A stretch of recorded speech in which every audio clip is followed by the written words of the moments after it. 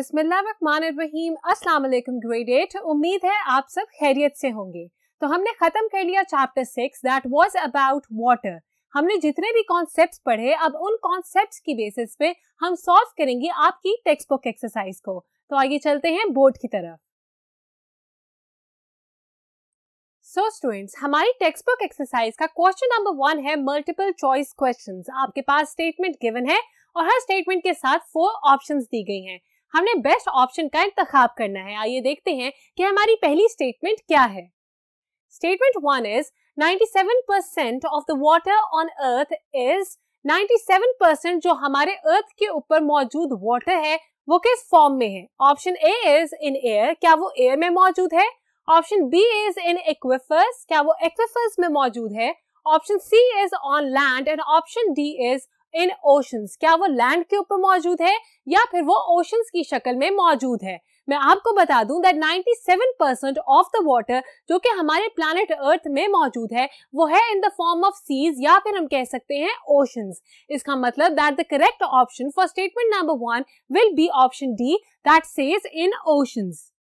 आप मेरे साथ साथ तमाम करेक्ट ऑप्शंस को मार्क करते जाइएगा। We are now moving towards statement 2। The second statement is what drives the water cycle? Water cycle को क्या चीज ड्राइव करती है। आपको पता है कि वाटर साइकिल क्या है। हमने पढ़ा था कि सी में मौजूद जो वाटर है वो इवेपोरेट करता है by the heat of the sun और ये इवेपोरेट करके क्लाउड्स बनाता है। ये जो बादल हैं इनमें मौजूद है अपस्ट्रीम या फिर गैसियस स्टेट ऑफ वाटर। जब ये आगे जाके ठंडे मौसम में कंडेंस होता है तो हमारे पास रेनफॉल आती है। रेनफॉल जो है उसकी वजह से काफी पानी वापस चला जाता है सी की तरफ और दोबारा ये साइकिल रिपीट होता है। तो आप यहाँ गौर कीजिए कि जो पूरा वाटर साइकिल है इसको ड्राइव किस चीज ने किया। इसको ड्राइव करता है हमारा सन। वाई द सन? क्योंकि सन ही की हीट की वजह से हमारा जो वाटर है इन द सी वो इवेपोरेट करेगा और आगे जाके जब क्लाउड्स बनेंगे और क्लाउड्स से रेनफॉल होगी, ये जो रेन वाटर है हमारे प्लांट्स इसको एब्जॉर्ब कर लेते हैं और दोबारा सन की हीट की वजह से हमारे प्लांट्स ट्रांसपायरेशन का प्रोसेस टेक प्लेस करवाते हैं और ये जो वाटर है ये वापस हमारी इन्वायरमेंट में चला जाता है। इसका मतलब the source that is driving our water cycle will be the sun. आइए देखते हैं कि हमारे पास ऑप्शंस क्या हैं। Option A is human activity, option B is plant growth, option C is the sun and option D is water from reservoirs. तो हमारी करेक्ट ऑप्शन क्या होगी? Exactly students, the correct option will be option C for statement 2। आइए चलते हैं statement number 3 की तरफ। So students, हमारी स्टेटमेंट नंबर 3 क्या है? Statement 3 says which is not a water pollutant. इनमें से कौन सी ऐसी चीज है जो कि वाटर के अंदर पोल्यूशन कॉज नहीं करती। Option A is animal faeces, animals के एक्सक्रीट किया हुआ waste product. Option B is carbon dioxide जो कि एक गैस है। Option C is fertilisers and option D is sulphur dioxide जो कि दोबारा एक गैस है। मैं आपको बता दूं कि एनिमल फीसेस जो हैं they are a form of fertiliser. जब ये यूज किए जाते हैं हमारी फील्ड्स में, क्रॉप्स में और इनका वॉश आउट होता है बाय रेनफॉल तो ये यूट्रोफिकेशन का प्रोसेस टेक प्लेस कराते हैं लेक्स के अंदर। मतलब ये एल्गी फॉर्म कर देंगे on the surface of water और इस तरह से सनलाइट और ऑक्सीजन को ब्लॉक कर देंगे और एक्वेटिक लाइफ तक ना तो सनलाइट पहुंचेगी ना ही ऑक्सीजन बचेगा for the aquatic life to breathe. इसका मतलब that animal faeces is a type of water pollutant. उसके बाद फर्टिलाइजर्स, वही बात जो मैंने अभी बताई, फर्टिलाइजर्स के ज्यादा इस्तेमाल की वजह से वाटर में पोल्यूशन कॉज होती है। वो किस तरह से? By the formation of algae. Last is sulphur dioxide and carbon dioxide. Sulphur dioxide actually हमारी इन्वायरमेंट में मौजूद है और ये इन्वायरमेंट में कहां से आई? बाय इंडस्ट्रीज में और फैक्ट्रीज में as a waste product sulphur dioxide produce होती है। अब ये जो गैस है ये हमारे वाटर तक कैसे पहुंचेगी? जब भी रेनफॉल होगी तो रेनफॉल की वजह से सल्फर डाइऑक्साइड बन जाएगा सल्फ्यूरिक एसिड। ये जो एसिड है ये चला जाएगा हमारे वाटर बॉडीज के अंदर और पोल्यूशन कॉज करेगा। पोल्यूशन कॉज करने का मतलब है कि एक्वेटिक लाइफ के सर्वाइवल को डेंजर हो जाएगा। The last is carbon dioxide. Carbon dioxide भी इन्वायरमेंट में मौजूद है। अगर बारिश होती है तो कार्बोनिक एसिड बन सकता है और वाटर में जा सकता है, मगर ये एक वीक एसिड है, इसका एज सच इतना ड्रास्टिक इफेक्ट नहीं होता। तो कार्बन डाइऑक्साइड होगी हमारी करेक्ट ऑप्शन क्योंकि बाकी सारी ऑप्शंस पोल्यूटेंट्स हैं, बहुत ज्यादा क्वांटिटी में ये पोल्यूट कर देते हैं हमारे वाटर को और एक्वेटिक लाइफ के लिए डेंजर कॉज करते हैं। So the correct option will be option B for statement 3। We are now moving towards the next statement which is statement 4। Which of the process kills bacteria? आपने पढ़े थे दो processes जिसके through हम water को treat करते थे, एक था सीवेज ट्रीटमेंट और दूसरा था क्लीन वाटर सप्लाई जो कि हमारे घरों तक पहुंचती है। अब यहाँ पूछा जा रहा है कि इन तमाम स्टेप्स में से कौन सा ऐसा स्टेप है जो कि हम इस्तेमाल करते हैं टू किल बैक्टीरिया। आइए देखते हैं कि ऑप्शंस क्या हैं। Option A is chlorination, option B is filtration, option C is sedimentation and option D is settlement. मैं आपको बता दूं that sedimentation and settlement are the same thing. Sedimentation का मतलब ये है कि जो भी सॉलिड पार्टिकल्स होते हैं हमारे वाटर में मौजूद, उनको अगर हम किसी सेटलिंग टैंक में से गुजारेंगे तो ये तमाम सॉलिड पार्टिकल्स नीचे जाके सेटल डाउन हो जाएंगे on the bottom of the tank और इस तरह से हमारे वाटर से अलग हो जाएंगे। इसके बाद है फिल्टरेशन। अगर तो सेडिमेंटेशन के थ्रू कुछ पार्टिकल्स रह गए हैं अभी भी हमारे वाटर के अंदर तो उसको हम फिल्टरेशन के थ्रू अलग कर सकते हैं। फिल्टरेशन सीवेज ट्रीटमेंट का भी सबसे पहला स्टेप था जिसमें हम बड़े लार्ज पार्टिकल्स को अलग कर रहे थे वाटर में से। तो एक ही हमारा स्टेप बचता है, the process of chlorination. Chlorination एक ऐसा प्रोसेस है जिससे हम माइक्रो ऑर्गेनिजम्स को और बैक्टीरिया को किल कर देते हैं और ये हम कैसे करते हैं? By bubbling chlorine gas into this water. तो हमारी करेक्ट ऑप्शन होगी option A that says chlorination. Chlorination वो प्रोसेस है जिसके थ्रू हम वाटर ट्रीटमेंट करते हुए बैक्टीरिया को किल करते हैं। We are only left with one multiple choice question. आइए देखते हैं कि हमारी लास्ट स्टेटमेंट क्या है। The last statement is which one uses the cooling property of water. हमारे पास यहाँ वाटर के यूजेस गिवन है, हमने बताना है the cooling property of water यहाँ पे किस यूज में हमारे काम आ रही है। Option A is car engine, option B is hydro power, option C is ice skating और ऑप्शन डी इज इरिगेशन। मैं आपको बता दूं दैट द कूलिंग इफेक्ट या कूलिंग प्रॉपर्टी, पानी जो है वो अपने अंदर गर्मी को एब्जॉर्ब कर लेता है और इर्द गिर्द मौजूद एनवायरनमेंट को ठंडा रखता है। इसको कहते हैं the cooling property of water. पानी को बर्फ में तब्दील कर देने का मतलब ये नहीं है कि ये उसकी कूलिंग प्रॉपर्टी है। We are actually changing the state of matter अगर हम उसको फ्रीज कर देते हैं। तो यहाँ पे जो हमें ऑप्शंस में गिवन है आइस स्केटिंग, वो करेक्ट ऑप्शन नहीं होगी क्योंकि आइस स्केटिंग में वाटर जो है इर्द गिर्द का वार्म टेम्परेचर एब्जॉर्ब नहीं कर रहा, वो सिंपली फ्रीज कर दिया गया है आइस की शक्ल में। ये यूज होता है एज रिक्रिएशन। तो मैंने आपको बता दिया कि आइस स्केटिंग करेक्ट ऑप्शन नहीं हो सकती। इसके अलावा इरिगेशन का मतलब है कि हम वाटर को या क्रॉप्स को पानी दे रहे हैं। प्लांट्स को जरूरत होती है पानी की और वो उसके बगैर सरवाइव नहीं कर सकते। यहाँ पे भी कूलिंग प्रॉपर्टी ऑफ वाटर काम नहीं आ रही।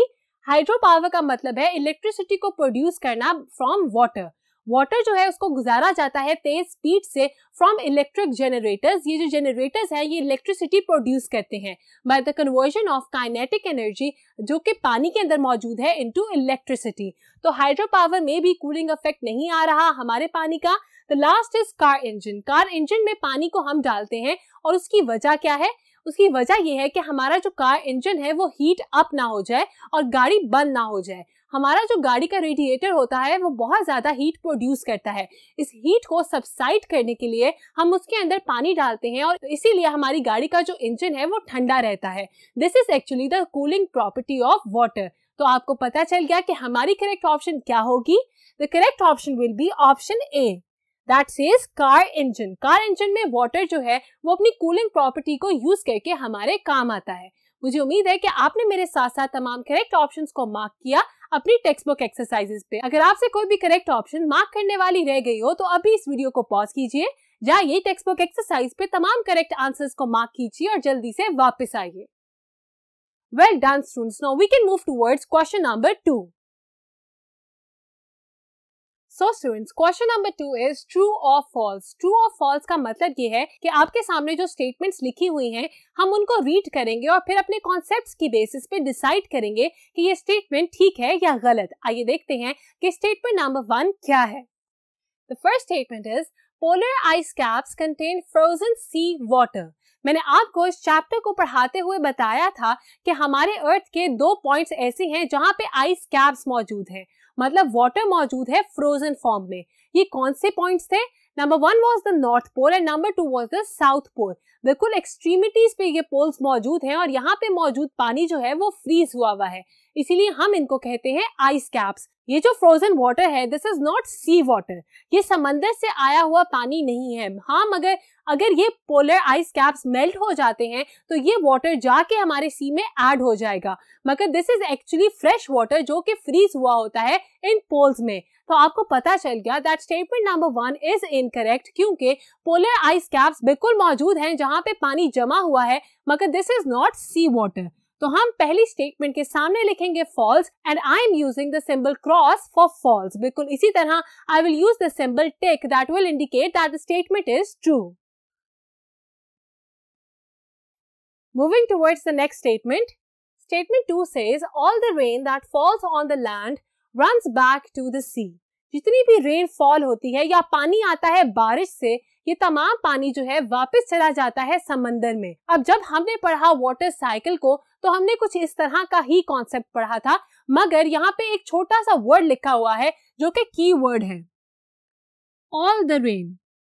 आपको पता है कि रेन वाटर जो कि हमारे लैंड के ऊपर आके गिर रही है, कुछ तो एब्जॉर्ब कर लेंगे हमारे प्लांट्स, बाकी जो है हो सकता है कि ये हमारा जो अर्थ का सरफेस है अपने अंदर एब्जॉर्ब कर ले इस पानी को। इसके अलावा कुछ पानी ऐसा होगा जो कि लेक्स और रिवर्स में ऐड हो जाएगा और अल्टीमेटली सी के अंदर चला जाएगा। इसका मतलब कि जरूर रेन वाटर ऐड हो जाता है समंदर में जाके, मगर ये तमाम रेन वाटर नहीं है जो कि ऐड हो रहा है सी के अंदर।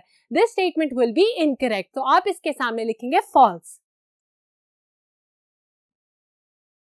Moving towards the third statement, pure water rarely exists. Pure water का मतलब है ऐसा वाटर जिसके अंदर किसी भी किस्म की कंटामिनेशन ना हो, पोल्यूटेंट मौजूद ना हो, ना ही इसके अंदर ढेर सारा नमक मौजूद हो जैसे कि सी वाटर के अंदर मौजूद है।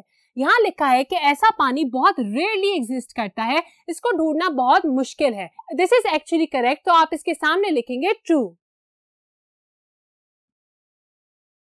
Moving towards the fourth statement says a dead river has no animals or plants in it. हम एक रिवर को डेड तब कहेंगे जब उसके ऊपर कोई भी लिविंग ऑर्गेनिज्म जिंदा ना रह सक रहा हो या फिर सरवाइव ना कर सके।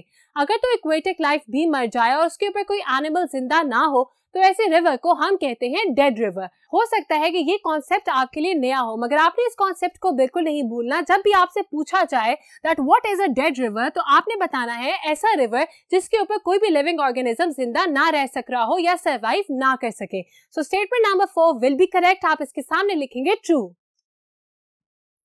Moving towards the last true or false statement, that is statement 5. On average, flushing the toilet uses more water per day than washing dishes. ये भी आपके लिए एक नया कॉन्सेप्ट है, बहुत इंटरेस्टिंग कॉन्सेप्ट है।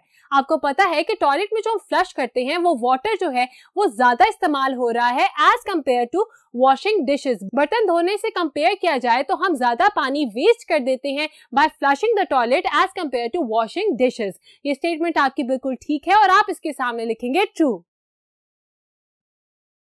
इसके साथ ही we are done with question number 2 that was true और फॉल्स। आज के लेक्चर में हमने आपकी टेक्स्ट बुक एक्सरसाइज का क्वेश्चन नंबर 1 और क्वेश्चन नंबर 2 सॉल्व किया। मुझे उम्मीद है कि आपने तमाम कॉन्सेप्ट्स मेरे साथ साथ समझे और करेक्ट आंसर्स को अपनी टेक्स्ट बुक्स पर नोट डाउन भी किया। आज के लिए इतना ही, हम मिलते हैं नेक्स्ट लेक्चर में। तब तक के लिए अपना बहुत ध्यान रखिएगा। खुदा हाफिज।